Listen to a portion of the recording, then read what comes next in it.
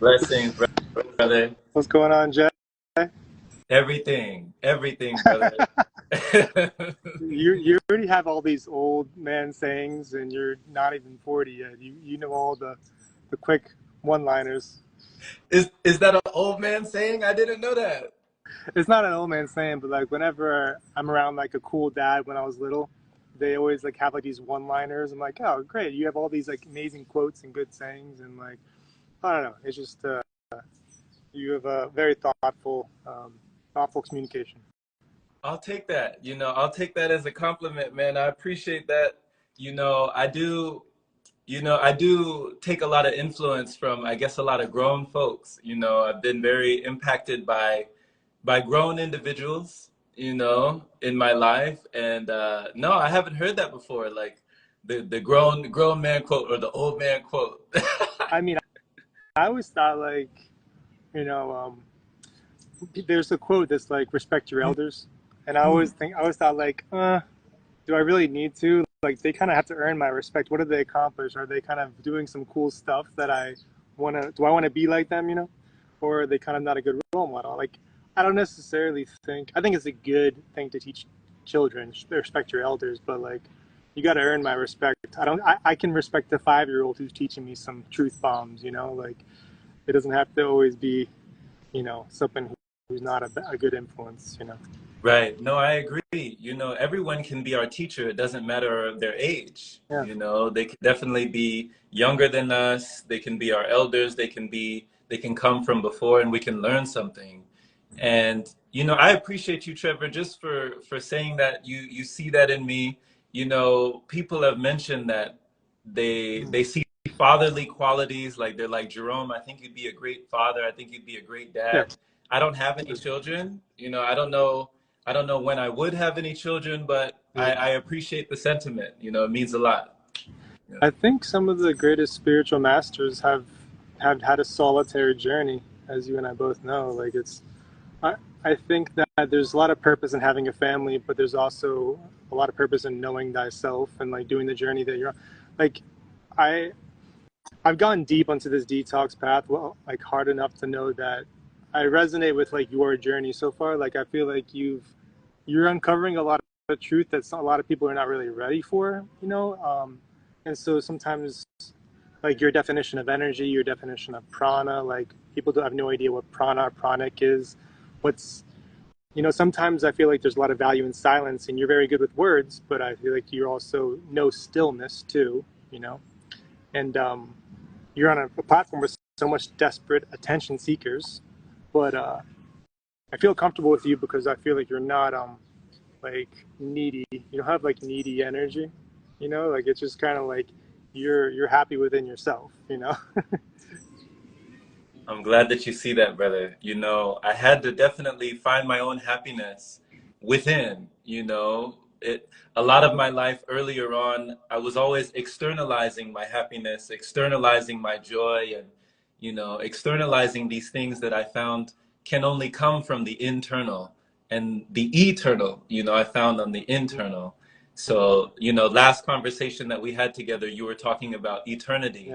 And I love that you're by a tree right now. That you're next to a tree. That just the energy of trees have, you know, they've been the wonderful gifts for me since childhood, like climbing trees and just, shimmying my way up and down trees, like big trees, kind of like Mowgli in the Jungle Book. You remember the Jungle Book? Yeah. Yeah. Yeah. So I'd be like up there where if I fell down from up there, it'd be pretty ugly, I've So fallen I'd a be, couple times. yeah, Yeah. you know. Yeah. So where are you in the world, brother? I'm in Bucharest, Romania. Anytime I do a live stream or like an interview or whatever, I always find that I feel most comfortable and at home leaning against a tree. Mm, It's kind of like, because I think your last guest, Mirabella, the breath guy, he right. was also like a wrestler, Mm, you know, and I was a wrestler my entire life. And it's a very nerve-wracking event where you have a lot of adrenaline before every single wrestling match.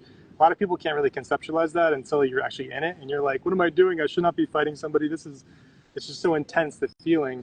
And then you kind of start thinking, where can I grasp for safety or comfort? And a lot of wrestlers are very spiritual. They're religious because they need God to kind of give them some kind of grounding. Like for me, it's a tree. You know, Mother Earth makes me feel like um, I'm enough. I'm okay. You know, everything's gonna be okay. Yeah. You know, Yes. just like my dog here is like she needs to like lean against me because to her like I make her feel comfortable. Like this is little Jack Russell here. Oh, what's her name? Her name is Izzy. Izzy. Yeah, Izzy. she feels safe. She goes where she feels safest. Oh, Um, yeah. that's awesome, brother. Thank you for giving us just a little bit more of your background. You know, when you're talking about that you were a wrestler for how many years did you say? For like 12 years. 12 years of Yeah. wrestling. Brother, Yeah. I would have never known. You know, I would have never Yeah. known. Like there's so many I, bits and pieces of your life, Trevor, that you know, you've graciously given us so much information, like a wealth of information when it comes thanks, to man.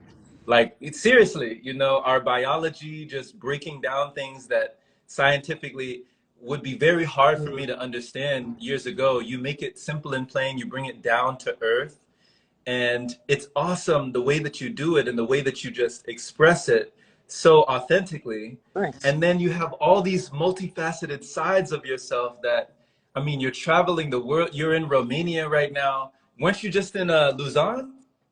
We have that in common. We both flow like water. Yeah, I'm in Lausanne a lot. Like I'm happy. Everywhere is my home. I feel like you have the same kind of ideology with that.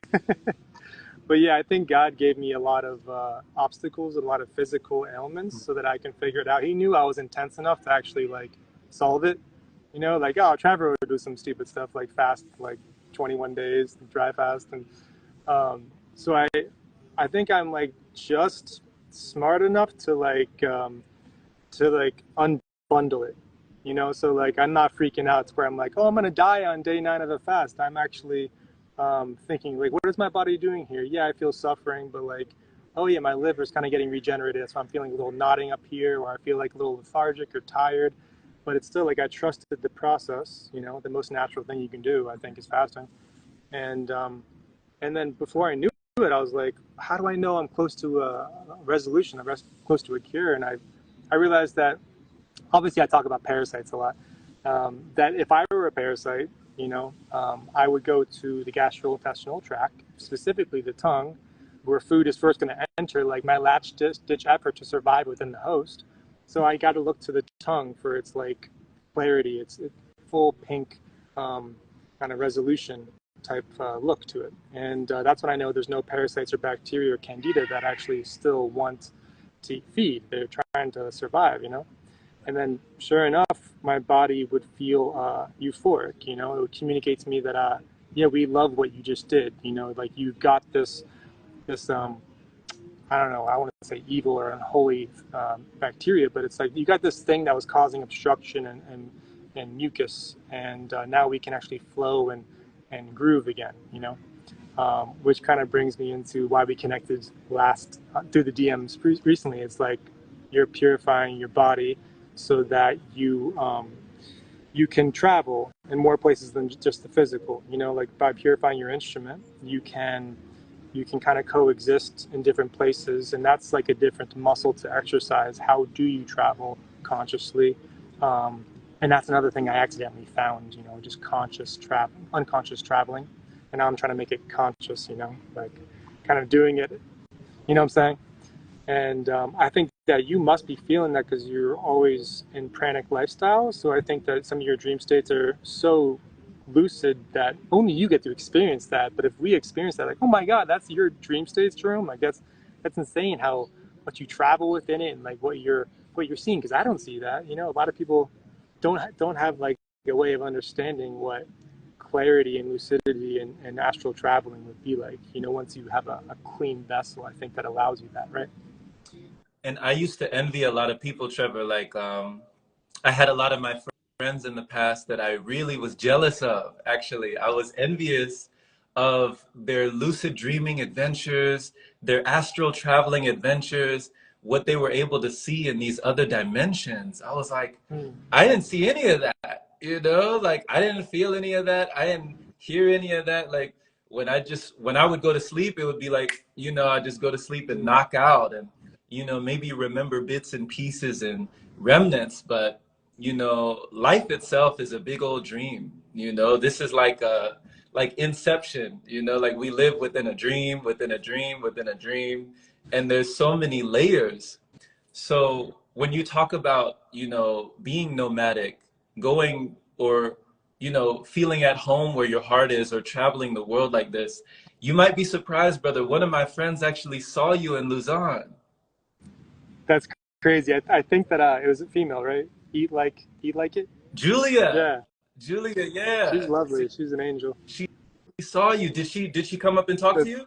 crazy. I don't think she thought it was so crazy that it may not have been me. And she's like, I think I saw you. I'm like, that was definitely me. What a small world, you know? Yeah, yeah. I went and stayed with her in Glan, What? Switzerland. So I stayed with her for a little bit, and she allowed me to be at her place for some days when I was going through Italy and going towards my family in Sweden and different places. But when it comes to traveling, I mean, I haven't done a crazy amount in my life. I have a lot more that I've written down, places that I want to go on my bucket list. But how many countries would you say you visited, brother? Gosh, people always ask me that. I probably would say, I don't know, 35, maybe 40. 35 to 40 countries. Yeah. And Um, go ahead. I always thought like, I don't know, like even when I was little, I ran away a bunch, you know, like I took the rebelliousness to a different level. Like, mom and dad, I can do it. You don't need to teach me. So I would prove to them that I can do it so much that I would like try to move out as soon as I could. Like, see, I'm so powerful. I'm so like independent, you know. And still to this day, I have some part of me that likes, you know, just wandering around. Like, I really like the feeling of like figuring out where I'm at, like being lost, where I'm like, oh, I don't know where I'm at. Like, I got to figure this out. You know, it's kind of like I don't feel like panicked at all when I'm lost. I actually like that feeling. It's I don't know, even being lost in nature, you know. And You same thing with you you know. enjoy it. You said you enjoy the lost feeling like you don't know where you are.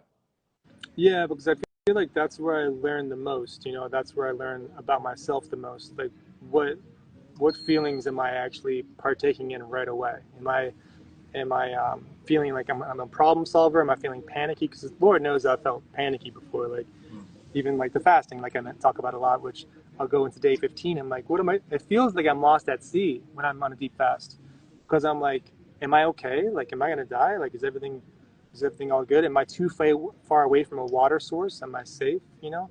But sometimes I'll go on a hike on a long fast. I'm like, oh no, I really got myself into a problem now. Like, I'm 2 miles away from my home base, and I'm really fatigued and tired and thirsty right now. And can I make it? You know.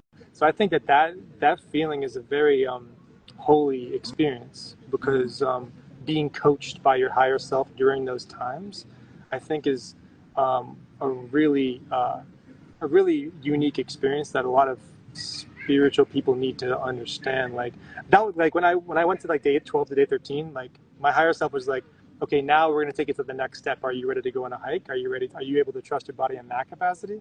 They're like, okay, now just walk 100 feet. Are you okay? I'm like, because you have to use breath, and or you everything has to come together, right?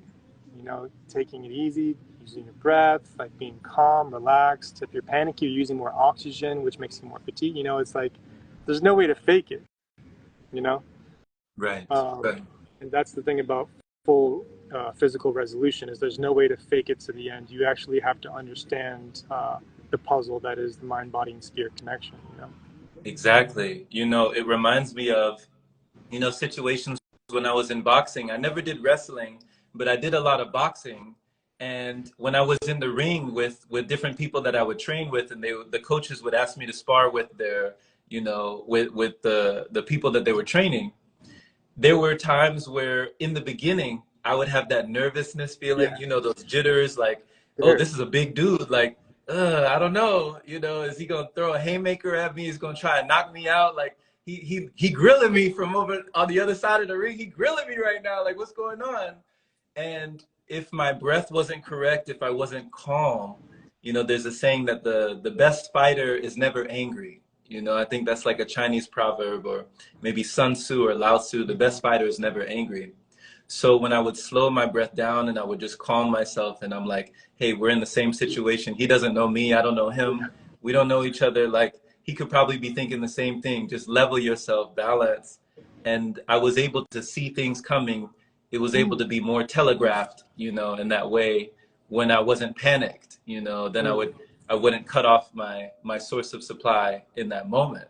The So fasting, go ahead, go sorry. ahead. What You were you always saying? inspire me to say something, and I can't help Go myself. ahead. Go ahead. Um, fa- like Fasting kind of tells you what content is okay to digest, and watching fighting is not okay with my spirit. But like, I really do think that when two humans fight, they're a base level, animalistic vibration that's trying to understand the riddle that is the physical, right? And it's a lot of things are involved. You're dancing with the other Right. person, um, but I think you nailed it on the head. Like the best fighters are the ones that are relaxed, and to take it a step further is the ones that are like loving their opponent. Like, I love you, thank you for teaching me. I love you for like giving me this opportunity.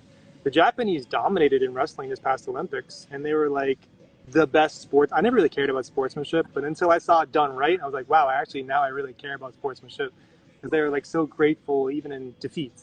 Hmm. They're like, thank you for giving me this opportunity. This is such a joyous occasion, man. I got the silver medal, but like, that was an awesome experience, and like loving their Right. opponent.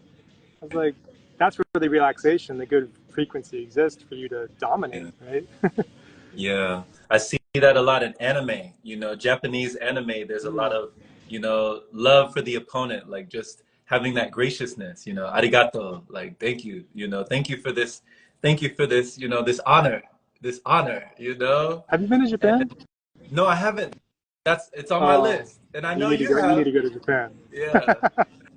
I know you've been, but it's definitely on my list. And when you were talking about, Trevor, about those times when you're in a deep fast, maybe into the 9 days, into 15 days, and just going into the deep stretches, and you're thinking to yourself, oh, wait, have I hiked a little bit too far? Have I gone a little bit too far? Have I stretched my little self a little bit too far? Should I turn back now?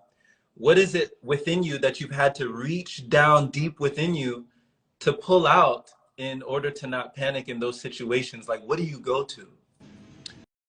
um, you know, for better or for worse, I've had a history of like doing psychedelic um, mushrooms and stuff like that, and I would see the nth degree of that full on panic. When I'm like, oh, maybe I can't handle this. Oh my god, like anxiety to the max. And so I liken it to those experiences where I'm like, I'm going to use more energy and be more fatigued if I'm in a panic state. And one thing happens, I realize, which is I go from mouth closed to mouth open. Mm, And like, because when you're panicked, you're like, but if you're not panicked, you're chill, you're breathing through your nose. And then when I'm breathing through my mouth, I'm getting more dehydrated, and it's just the oxygen's going to my lungs and then the brain.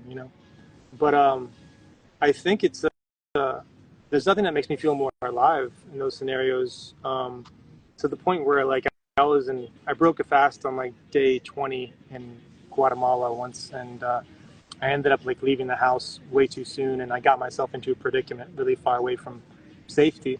mm, And I remember thinking like that was the closest I ever came to death, by the way. And I remember thinking like, oh, that's what it is. Like, to me, it actually kind of was a choice. Like where I was like, I could lay here and actually die. Like in this beautiful sunny day with all this sparkly sunshine going, I was like laying on the cement, and I was like 120 pounds. I'm 6 feet one. Um, and I was like, I can easily lay here and just let myself just fade away. I can just, but but like that tenacity, that vigor to live is the opposite of suicide, right? Like right. someone is. So I was like, I need to get up. Now's the time. Like I don't have much time. Like, and I found like this dripping hose on the side of someone's property. I crawled over to it and got like a few drops, and then I got up and found my way. I didn't know where to go. I was lost once again, And I found my way to back up to my villa, Mhm. and where my water source was, and that was a huge lesson for me because I didn't have any cell phone reception. I had no money, so I had like literally no one to help me. I was in a the mother of all predicaments, you know. And but after Oh my that, God. like I'm so grateful for that experience. Like that was the most like, beautiful experience of my life. That entire fast in Guatemala. Like Guatemala has like the most pyramids I think on that whole planet, and it's a very very spiritual, high vibrational place. I recommend going if you haven't. Lake Atitlan in particular, um, and I was literally hearing my higher self kind of coach me for the following days after that, and thinking this is what that is. You know, when I was in the pranic like light state, the communication was like pure radio signal. Like I can just literally hear my true self, God, whatever you want to say, for about 4 days.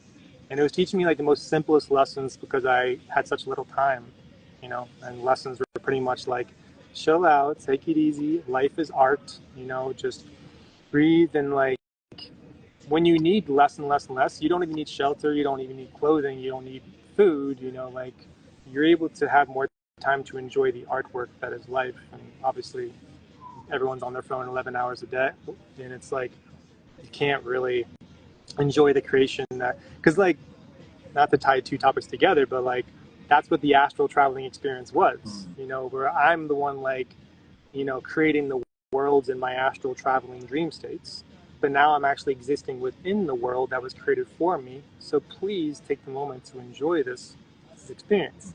You know, like I created all this beautiful artwork. Please just exist in it and like look at it. You know. Yeah, I love that. You know, look at all this creation. Like look at, you know, when we're out in nature, like look at it, listen to it, you know, feel it, like just see it, just be in it, you know, be involved. And first of all, I just want to say thank you. You know, like I'm grateful for you that you decided to stay, you know, that you decided to stay. Thanks. Seriously, like just I know it sounds like, you know, me being selfish, but I really like that's amazing that you actually had a moment in Guatemala where you were just reflecting in your mind like, you know what?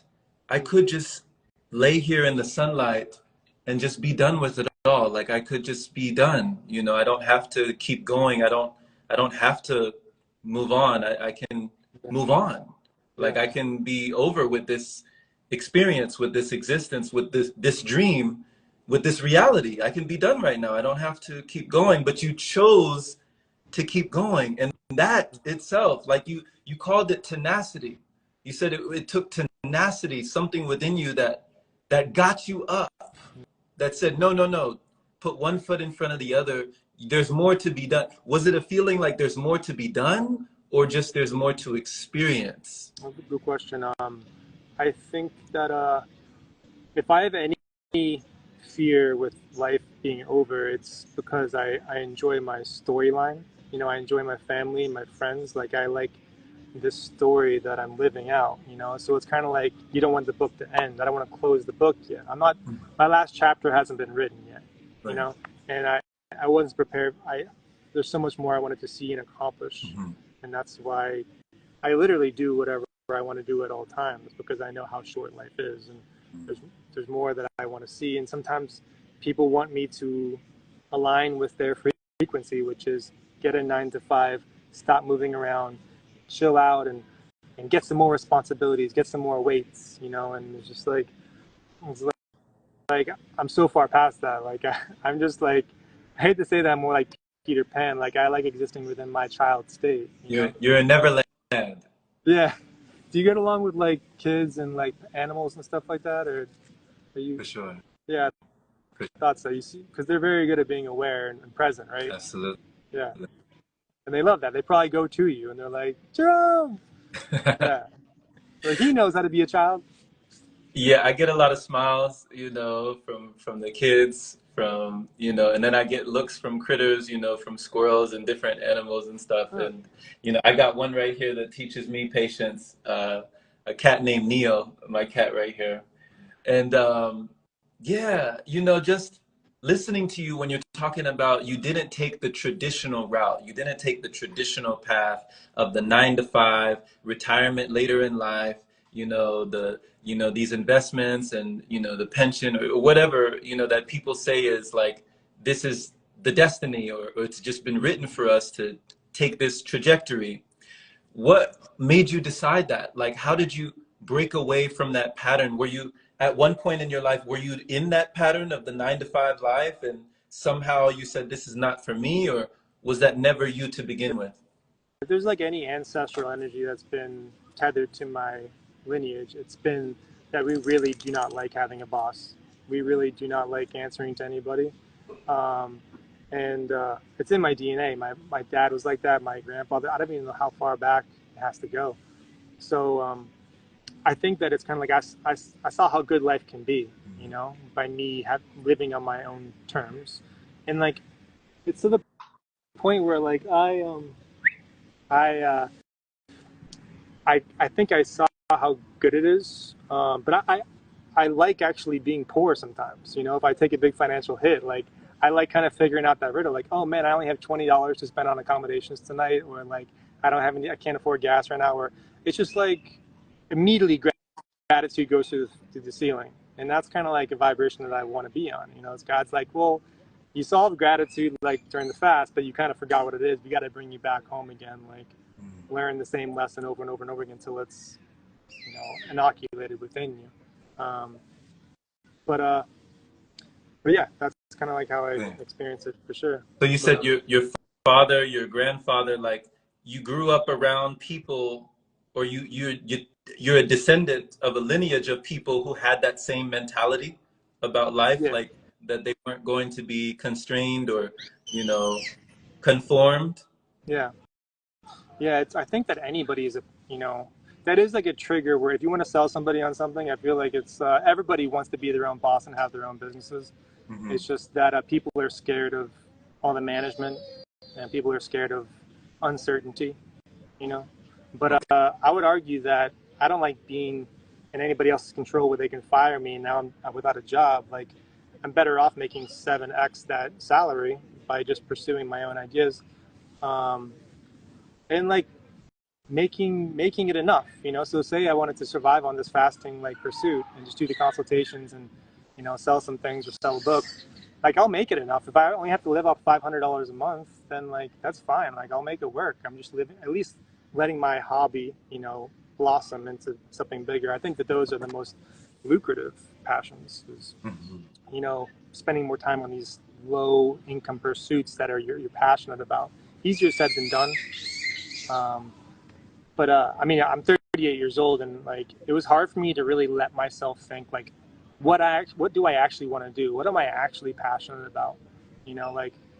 But if you think about it, like you have to sit down and really think like, okay, I'm passionate about traveling. I'm passionate about like helping people regain their physical purity, because with that they end up becoming their own church. You know, and so I'm not teaching them church, but like you literally learn it because your temple is more clean. Right.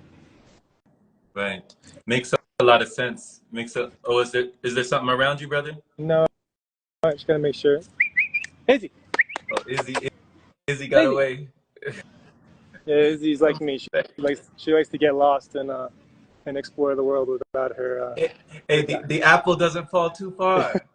The apple doesn't fall too far. So, man, when you were speaking, brother, it just gives me so many thoughts because, you speak about being 38 years young, and we're not too far from each other when it comes in terms of age, Yeah. what people look at as age. We're really not too far, but there was so much that I did not learn in school about, money, about wealth, about abundance, about business, about entrepreneurship, about independence, finances, about, autonomy, about just living that, what people like to call freedom lifestyle, you know?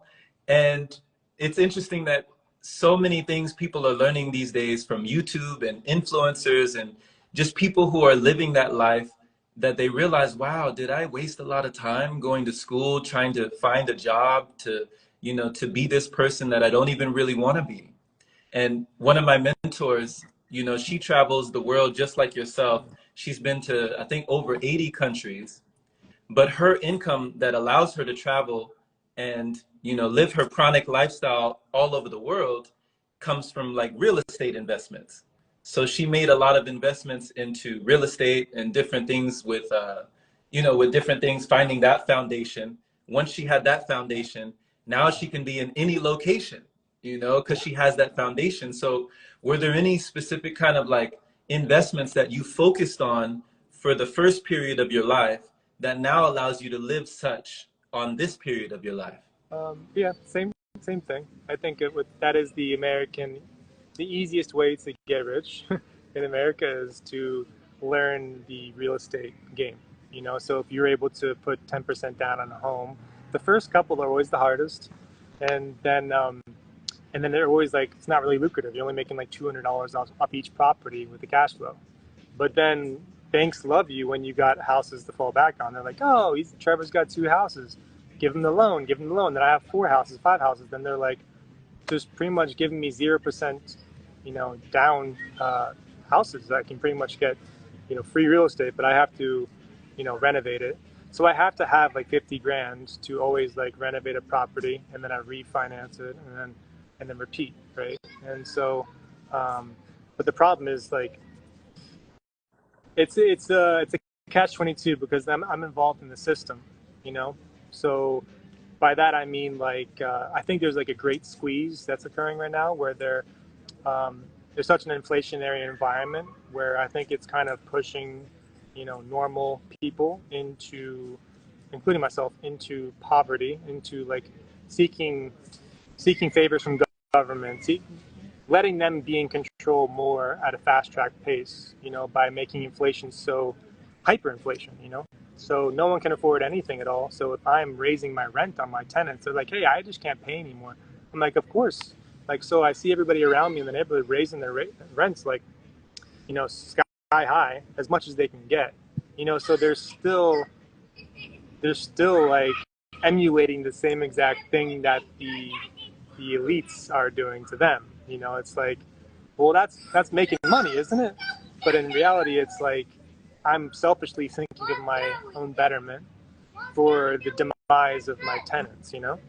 So so I can't do that. So I'm like, I have to be a righteous, landlord that's not raising rents on everybody because I can buy more stuff and travel to more places or fly first class. It's like, and I think that's kind of like not to get involved in like finance right now. Right. But Izzy, Izzy, Izzy. Yeah, hold Uh-oh. on.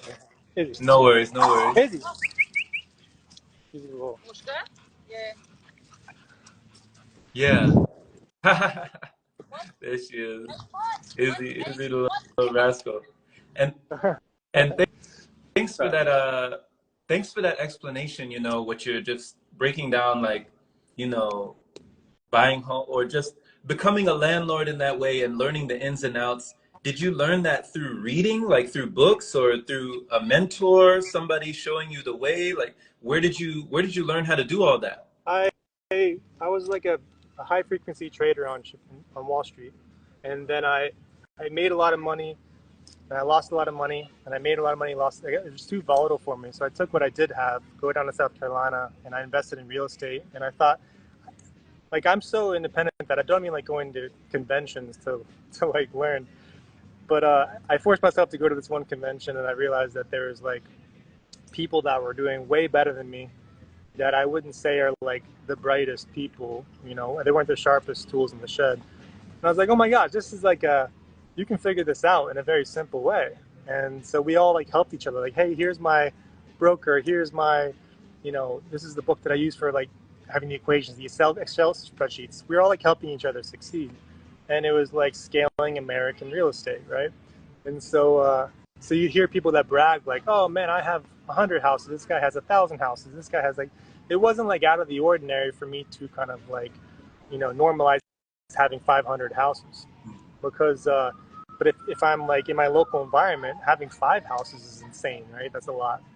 But if I'm in that environment, like I'm normalizing having so many more houses in a more scalable format. Um, and, but yeah, but then it goes back to the whole theme of like, what's enough? Like, do I really need that all, And, yeah. And so, I mean, that was kind of like part of the question what I wanted to ask you earlier, which is when you like wake up in the morning, and you going about your day, like what's the main motivating factor? Is it learning? Is it kind of achieving prana? Is it being present? Like what kind of gives you that like exciting feeling each day where you're feeling like, man, there it is. This is why I do it. You know, like because I know that you're kind of uncovering a lot of wisdom and a lot of pursuits because you're always going into areas that you might not be good at, and you're like mastering it in a very stoic way. Like, but what gives you that feeling that you feel like, you know, that's a really cool vibe or frequency or purpose, you know? Wow, thanks for asking that. Thanks for asking that, brother. And Stoicism is something that I definitely have been influenced by. Stoicism is something that motivates me to become my best version. Memento mori, just amor fati, the lover of fate, and just understanding like these people like Seneca and Marcus Aurelius and all these people, they left behind so many things in Stoicism for us, people like you and I, to understand that even if it were thousands of years ago, we're still not that far apart. We still have a human heart, you know? So when it comes to me, my daily routine, it bounces back and forth between movement and mindfulness, but there's also mindfulness within the movement, you know? So like right before this conversation, I did a meditation. Right before this conversation, I was moving locations. So I was walking. So I walk down the street every day. I walk at least like 10,000 steps. I like to get at least 10. Nice. And yeah, just, at least for maintenance. And so we do Qigong. So we do energy work.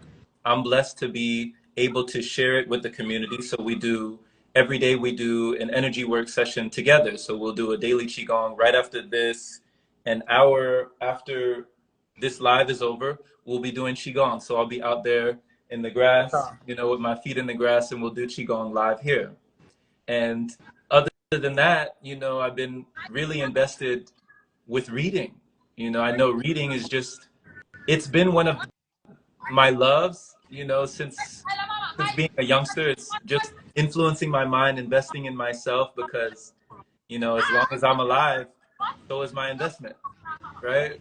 Another question is like, how are you so patient? Like, how do you keep going back? Because a lot of us, 99% of us are very impatient, I would say. But like, how do you kind of keep consistently being patient and sitting down with a book and reading it, or just moving and not like being on your phone? Because you still put out a lot of content. You're able to be so mindful and like just chill and read. Like, how do you read, man? How do I read? You don't read? I, I read not as much as you, but I'll read like one book every, I'd say, 4 months. Every 4 months, one book? Probably about one book. I read a lot, just not I'm mostly reading like articles on like health and like I'm constantly like downloading like health You read literature and articles. what No, you're passionate about. yeah, Yeah, yeah. yeah. I'm reading a lot every day, just not like books, like fiction and nonfiction stuff.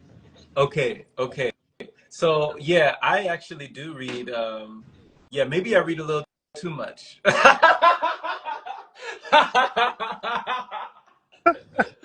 Now that I'm talking to you, I'm like, dang, maybe I'm doing all this reading. No, I enjoy it. I do read a lot of nonfiction. I read a fiction, but I love when you you know, break character. Did like, oh, Jerome broke character at minute 45. no, I mean, there's no kid. Literally, like when the laughter comes, it's from pure joy. Yeah. I can't hold it back. I can't stop it. Yeah. So You I are like a was character in a book, though.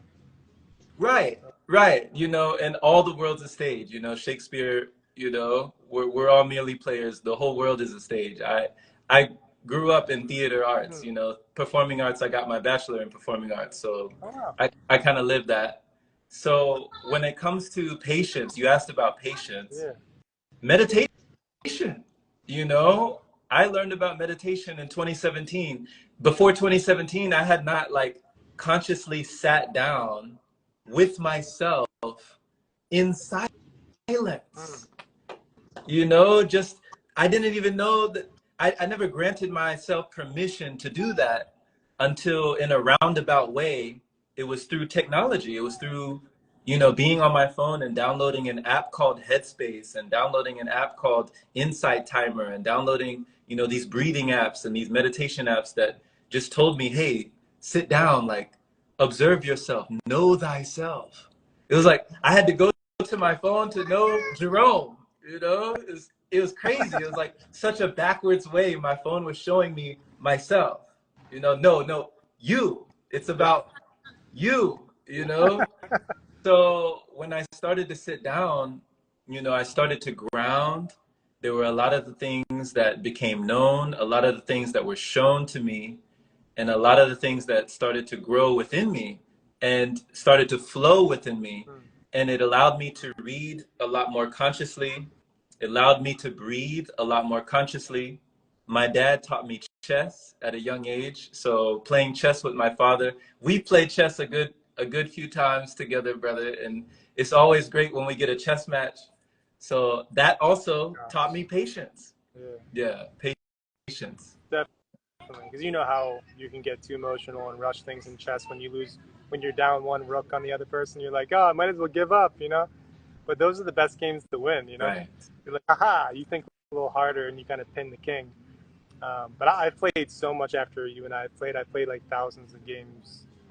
Yeah, I've been going off. I've been going crazy with chess. Bro, let's do it again. Like iron sharpens iron. Let's do it. Yeah. You gotta send me a match.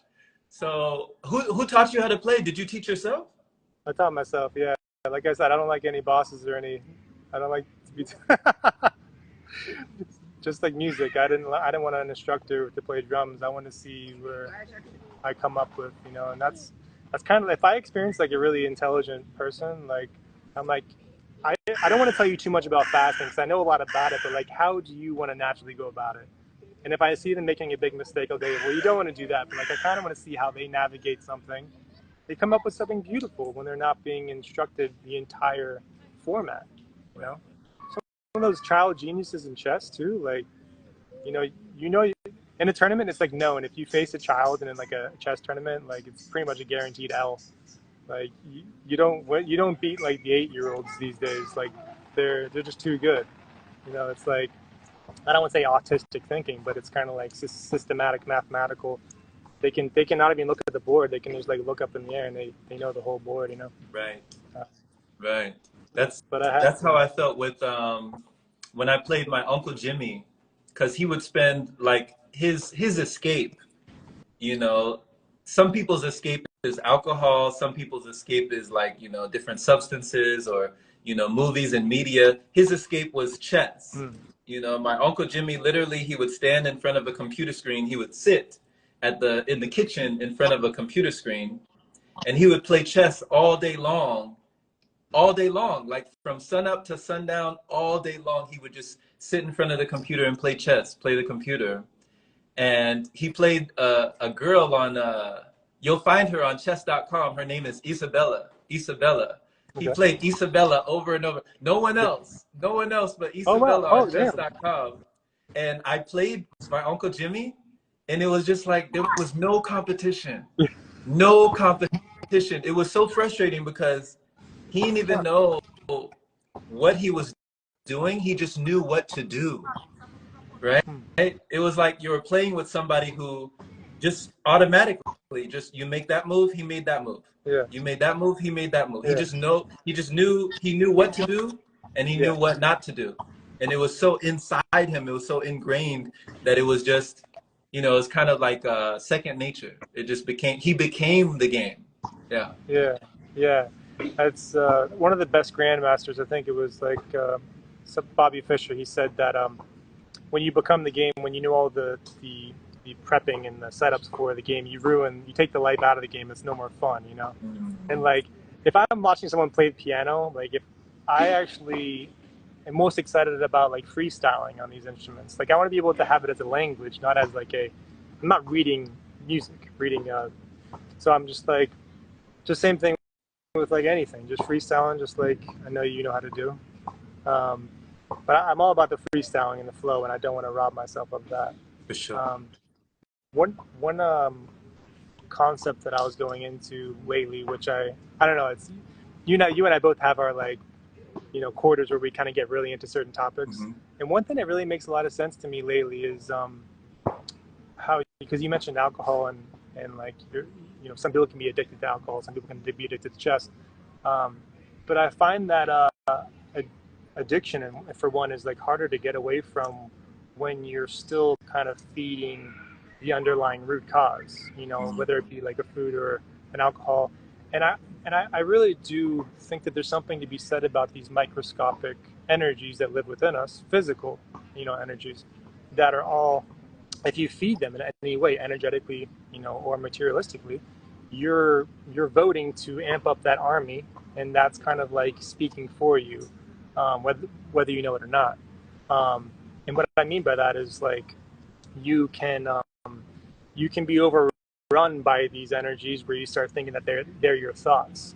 So if it's alcohol or if it's like processed foods, you're pretty much waking from the dead these bacteria that now have a say over your psychology and gastrointestinal tract.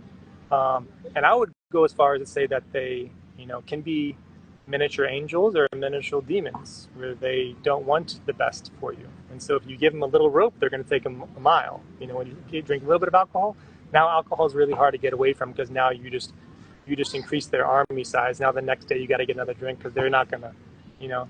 So that's why like people go in streaks with these addictions. In my opinion, it can be taken literally. You know, Right. um, and the reason I'm tying that together with the long fast is because when I do like day 17, I realize, wow, how much a part of my bacteria that my personality was really derived by. And I'm Okay. like, and so I'm like, who am I? Like, I really don't even know. Like, I'm lost psychologically, Mm. where but I know that's gonna come. So I'm like, chill out. You're Trevor. You're in Ireland right now. You're safe. You got water near you. Like, but sometimes you can like, that's when you're like most manipulated. And I realize how much of a puppet we are to these microscopic entities that can play tricks. But I think you can be free of that with pranic living, with fasting, with things that just discipline, straight up discipline. Like staying away from certain Right. things, um, and therefore getting to know your true self. You know, and that's not the answer for you, but that's what I think that you kind of are doing every day, which is getting to know your true self, because you're constantly existing in the pranic state that is like uncovering different things about yourself, because you're seeing your true self Mm. constantly. Like if I were to eat something processed before this talk, I would be like, oh, I'm not going to be my 100% true self with Jerome, Mm. because I know I'm influenced now by things that are feeding on that spiked blood sugar, that's it's altering my psychological state. Mm. I'd rather be Yeah. coming to you off of breath and healthy air, pranic state. Wow. Wow. Blessings for that perspective, just to have that, that directive with yourself, like just to consciously understand what you want to consume and what you don't want to consume, and what you can create if you don't consume something that's going to create more inflammation. I remember you were saying that, you know, inflammation is like an inhibitor to your authenticity. It's like the more inflamed, the less authentic. You said something like that. Yeah, that was. I mean, you said it way better than I did. Yeah, hopefully I said it that beautifully. Yeah, it takes. I say that. Those messages you say over and over again, but some people don't really care about it, but they will. When they finally learn that inflammation is taking away from their true self, their Mm. authenticity. And people don't even know that they're being inauthentic sometimes when they're living in a certain way where they're ingesting certain energies, Mhm. right? Until they actually go on, like, I usually find it's like around day 5 or day 6 of a fast, then they're like, oh my gosh, like, man, I'm so addicted to these things. Or like, man, people are so into food. Or I can see my childlike state again. I'm like, I mean, I'm not telling you, you're telling yourself now. Like, Yeah. it's Yeah. just like So, now you're seeing your true self, and you can see. And that's what I always talk about. That's what eliminates these alternative voices that can tell mhm. you to do things and say certain things, Yeah. until you isolate those voices down to, oh, that's the true higher self voice that's actually looking out for me. That's the one true loving voice. you know, um, and therefore I've successfully isolated it just to that. And so now I can trust that. Thank God I can trust something, you know, rather than all Mhm. these voices that are making me think certain things, you know. Exactly, exactly. So in your journey, what would you say were some of the most challenging like things for that revealed to you that were very eye-opening for you to say for yourself, like, wow, this has been one of my vices or one of my guilty pleasures. Like, what was a guilty pleasure or something that was really hard for you to let go? Um, you know, sometimes I have to check myself to make sure that they're not reattaching themselves as an identity. You know, I envision them like octopus tentacles that my ego loves to, you know, to latch back onto myself. You know, and um, and oftentimes I find that the nervous system works the same way. You know, so when people get like all these breakouts, it's usually in the same area of the body, which electrically, like that's where the nervous system is kind of like pushing that parasite or pathogen out of the body, right? And until you do a long fast, you kind of close those highways down, right? I think in the same way with the ego and things I need to drift away from, it's the same thing happens. Like unless I truly change like my idea, my perspective of life, then those highways are still open and you know open for the taking to make me a puppet to that identity again. Because then I have the proclivity to impress people with how much I have or how much money I have or like and showing off, you know. So when I was little, I was always told like, "Man, you're so fast! Look how fast you can run!" Like, "Man, you're so athletic!" And like I'd be like, "Man, that's my identity. Like, I need to show everybody how great I am," you know. And so I had to really be conscious of like letting go of my proclivity to please others and like let other people play God to me. Like you tell me who I am. I don't tell me who I am. You can tell me like, Trevor, you're amazing. Trevor, you suck. Trevor, like now I'm literally putting my identity in anybody's hands, you know. So I had to check myself with regards to that, and and just making sure that I don't fall back into like money worship, where I'll like try to. That's where you can kind of like expose like in your life where you have an issue. I think when you can't get enough of something, you know, like and if you think about money, if there's not a number that's enough to you, that's money worship in my opinion, you know, like Oh, and so like so I had to be stripped of that and be free of that, and it goes back to an earlier thing we were talking about, which is intense gratitude by having nothing, you know. Only then could I, and it feels shocking. It feels like really painful, and it feels like high adrenaline, high cortisol when I'm getting stripped of an identity. mhm. And that those are the times when I would play chess all day long. You know, just to kind of not have to focus on that d- disrupted ego that got dissolved. So like distract me, ego, like chess, or whatever it is.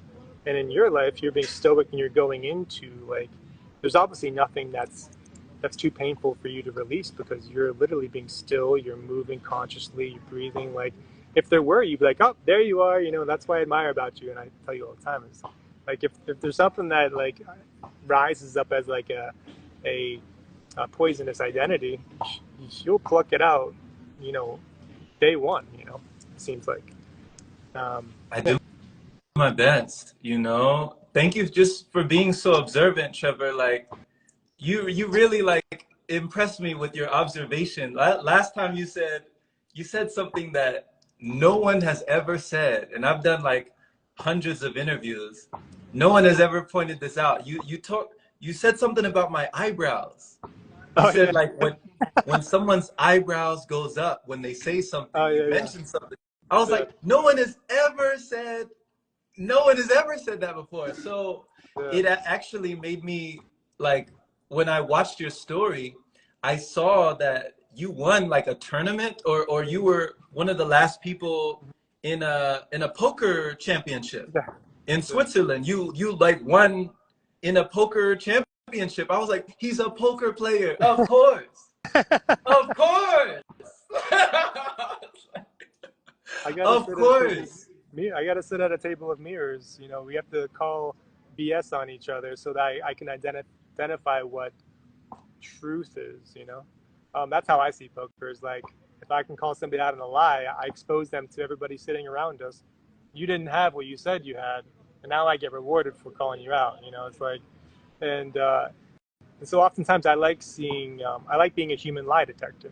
And oftentimes when I see people's eyebrows go up, I feel like they're like, look, I want you to see my universe. These are my eyes. Like, you look into my vulnerability.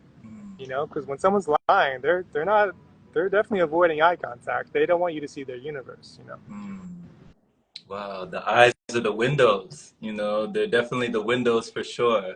So, you know, just lastly, there was, speaking of like, when you're talking about currency, when you're talking about just the concept of money, abundance, wealth, prosperity, opulence, all these things that we think about when we think about this flow of energy, what do you feel like it actually is? You know, what actually is it to you? So what? What is it? Yeah. Yeah, What? what is it? Like what do you feel it is? Everyone has a different definition of what they think money is. Mm. Yeah, yeah, I've gotten into this pretty deeply. Obviously, I've had a lot of it. I've lost it. I try to accumulate it, and I help other people. Like, I think that it's a beautiful inversion where you can do a lot of good with it, but you can also do a lot of bad with it. But I think that it's a very intelligent perspective that we're all currently. Fiat currency is a perspective that we're all subscribed to serve the people that are printing it, because then you have intangible slavery. Slavery had to evolve. You know, slavery has evolved to intangible shackles, where we all are, you know, giving purpose to our jobs 9 to 5, but we're getting inflated away. So we got to work 9 to 9 p.m., not 9 to 5 p.m. anymore. And so therefore, there's no time to enjoy this art that was distributed to us, this projection that we're living inside this universe. So you have no time to just look at the grass and plants and trees. You have to stay working hard, and that's why it's so clever. They pull the rug, you know, pull the carrot away from you just slowly, you know, so that you're like, you're gonna keep chasing it because it's so close to you, you know. But until we redefine it or create a new perspective, meaning like redefine money, then I guarantee we're going to go back towards retuning with Earth, because you have more time now. So now instead of working from 9 to 9, you can work a half an hour a day. And now you have all the time, which you've already mastered, even in this inflationary environment. That's what I respect about you. You've already mastered like having time to enjoy the Earth, because you and I both go into the definition of what is enough, you know, and we really don't need too much, you know, to feel fulfilled. So I think that right now there's a lot of competition trying to redefine money, and it's an exciting time and a time to be um, excited about, because stuff is changing when you know you when the people that were in control are starting to create weather complications in certain areas, and like they're trying to tighten up the noose and make sure you can't like, you know, say certain things online. And it's like, whoa, like to me that's detoxification. You know, that's an exacerbation of symptoms. So the parasite's leaving the host. You know, Mm. um, and so yeah, I think that so hopefully we redefine money. I'm not sure if it's going to be Bitcoin, but like I think it's going to be, we're going to keep reinventing it till it allows complete freedom. Oh, so you said you're not sure it's going to be Bitcoin? You're not really excited about Uh, crypto exchange? I'm excited about crypto and its ability, but right now I think to be even more specific, I think that there's an intense monopoly on finance and capitalism within the world, and that being one company that's gobbling up all the companies.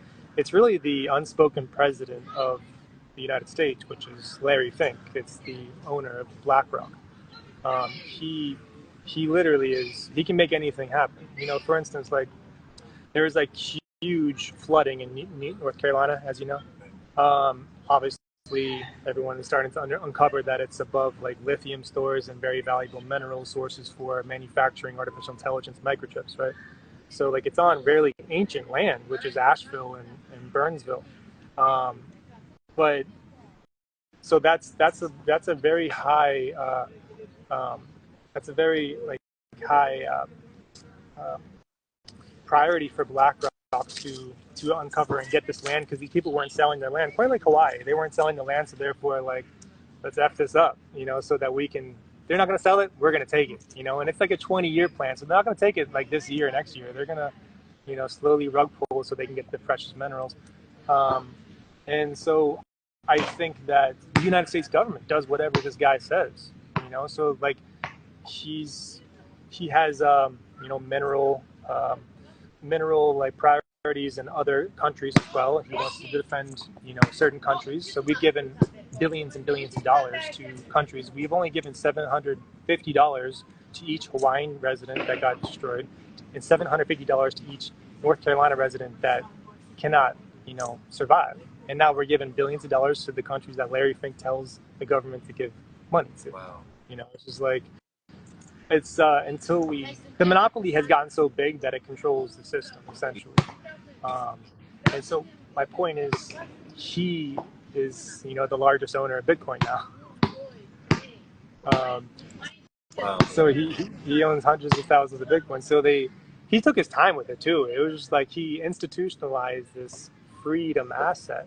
So I think either Bitcoin's so powerful that we rise above it, even with him being the largest owner, or we create a different form of money that he's no longer in complete control of. Or someone's gonna create something very clever to make it so that they finally like filter the elitists out of controlling, our livelihood.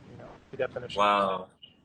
This is crazy. I mean, I know about half of the stuff you just said. I had no idea, I mean, I intentionally stay out of the loop and stay very ignorant for things that I guess aren't really about my mission at the moment. So I can definitely be more. I have the horse blinders on a lot, so I don't have a TV. I don't have a television. I don't watch the news. I don't. This is actually how I get my news through these conversations like this. Yeah, I'm probably telling you too much then. Like, ignorance is bliss. No, I mean, now I kind of want to do a little bit more research, to BlackRock and just different things that Yeah, you were mentioning. it gets But crazy too. people It gets crazy. people People are who like, also afraid of artificial intelligence. I know a lot of people are excited, a lot of people are on the fence. Where do you fall when it comes to AI? I think that coincidentally, Bitcoin is rising up at the same time artificial intelligence is. So naturally, it should have been humans need to work less and utilize artificial intelligence as its pet. So we're utilizing artificial intelligence to drive us from point A to point B, to produce this good or serve me. Eventually AI will turn into possibly us being the house cats and they're the owners. But for now, it should be artificial intelligence is a tool that we can use to make my life easier. But I think I'm starting to kind of transition to a logic that is, if you don't get ahead of it, then you'll be left behind.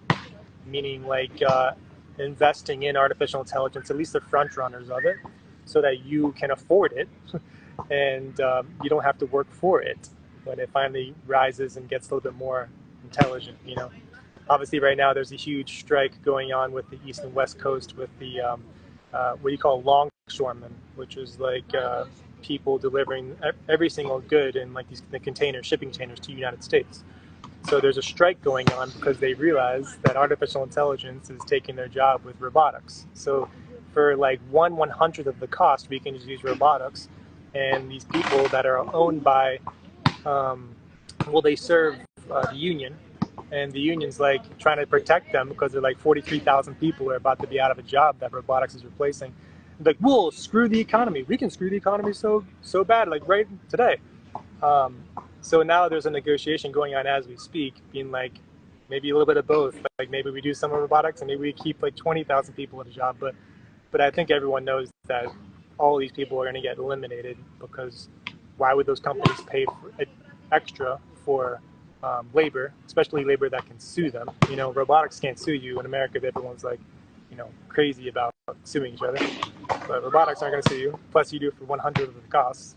But for now, I think there could be a disruption in supplies. So it's not like a time to panic, but it's a good time to kind of like get the stuff that you need, because I think there's going to be a disruption in transportation in the coming weeks. Okay. Okay. Thank you for all of this, brother. You know, just I think the only question I would have left would be what gives you hope for the future? You know, like having said all of this, having known all of this, because you know a lot of things that the modern people, you know, the modern person isn't really privy to, you know, a lot of information that people don't want to look at or even don't know where to find. You found this information. So what gives you hope for the continuation of this existence, you know, our humanity? What gives you hope for the future? You know, some I work in health, right? I work in the area of trying to resolve people's symptoms, you know, and I've noticed like thousands of people just fade away without a say, you know, not to be a poet like you, with they have like these bacteria that are manufactured by laboratories that make them get compromised circulation, that makes them get tumors and they die sooner. Um, but I think that, and they had no say because they passed away, you know, because maybe they got shot up with something, you know. But I think that I say this a lot. Like I'm the most excited about doing exactly what you're doing nothing. Like as long as I'm pursuing health, this physical riddle that is me, focusing on myself, I inspire the greatest, but also I'm able to enjoy my life at the greatest potential because I can literally have a lot of fun and entertainment just by looking into nature, just by simply walking or like doing the most simple tasks. But the more you need, the more complex things you require to fulfill you, you know? So oftentimes I'm excited about literally just having my own plot of land that I can just grow whatever I want on and have my own natural environment and enjoy the creation that God has given me. And sometimes let the chaos in the world unfold and be disconnected where you don't even know if it goes on. You're just kind of, you can turn things off, turn things on. You're not dependent on the grocery store. You can, plus you and I know that chronic living, we can literally, I know that I can survive for at least 21 days without food or water. So like, I'm all good. Um, so like learning that less is more and being comfortable with just like a nice natural spot and enhance the soil as much as you can and connect that mother earth connection. Beautiful. Um, so yeah, that's kind of what. Hopefully that answered the question. Oh, it definitely answered, you know, definitely answered. Beautiful, brother. Thank you for that. And just let people know, like, where's the best place to receive your offerings, your services. I just want to thank you for coming on today. Like, thank you. Or vice versa. Yeah, yeah. It's funny we got caught up in like the the minor topics that I wanted to talk about. Maybe next time the coexisting in different locations, like in order to go to a place astrologically or neurologically, you have to emulate that frequency in order to experience that place with that Hmm. frequency. So hopefully we can get to that topic in the next one because I think that that's a really cool one. Yeah. Um, but yeah, people can find me on my Instagram, my YouTube. People are finding me and they can book consultations and stuff like that. And I appreciate your time and always being present, brother. Always. Always, man. And yes, definitely. We'll do a round three. And I'm waiting for that chess match. No, you're not. I'll request you again. All Let's do right. it. Let's do it. Don't Let's let my do rating it. get up too high now. Let's do it. So blessings, brother. Enjoy the rest of your day with Izzy. Yeah, Enjoy. I definitely will. Have fun, guys. All right. All right, see you, Take care.